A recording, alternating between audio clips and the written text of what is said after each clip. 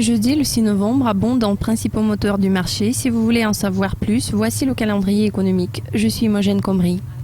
La confiance des consommateurs suisses du troisième trimestre sort à 6h45. L'indice s'est avéré plus faible que prévu au deuxième trimestre en passant dans le territoire négatif. Les commandes industrielles allemandes pour septembre sont prévues à 7 heures. Les commandes ont connu une forte baisse en août après un gain surprenant de 4,9% d'il y a un mois. Le PMI des ventes au détail de la zone euro pour octobre suit à 9h10. L'indice est sur le déclin depuis 3 derniers mois et se situe actuellement à son plus bas niveau depuis l'avril 2013. La production industrielle britannique pour septembre suit à 9h30.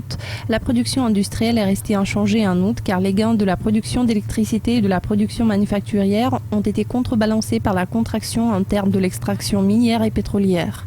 La Banque d'Angleterre publiera son énoncé de politique monétaire de haute importance à midi. Les décideurs se sont vus sous la pression accrue de relever les taux d'intérêt, bien que la banque ne soit pas censée le faire avant 2015. Une autre déclaration très surveillée de la politique monétaire de la Banque centrale européenne sera publiée à 13h moins le quart. Ne ratez surtout pas la conférence de presse 3/4 d'heure plus tard, car les commentaires du président de la BCE, Mario Draghi, ont tendance à secouer le marché. Une autre publication hebdomadaire étroitement surveillée est prévue à 13h30. Il s'agit des inscriptions au chômage américaines. Les demandes initiales ont augmenté de 3000 au cours de la semaine se terminant le 25 octobre, alors que les demandes continues ont augmenté de 29 000 au cours de la semaine se terminant le 18 octobre. Les permis de construire canadiens pour septembre vont paraître à la même heure. Le nombre de permis a chuté en août après 3 mois de croissance à 2 chiffres. L'estimation mensuelle du PIB britannique faite par l'UNIESR pour octobre sort à 15h. La version précédente couvrait les 3 mois avant septembre et a montré une croissance robuste.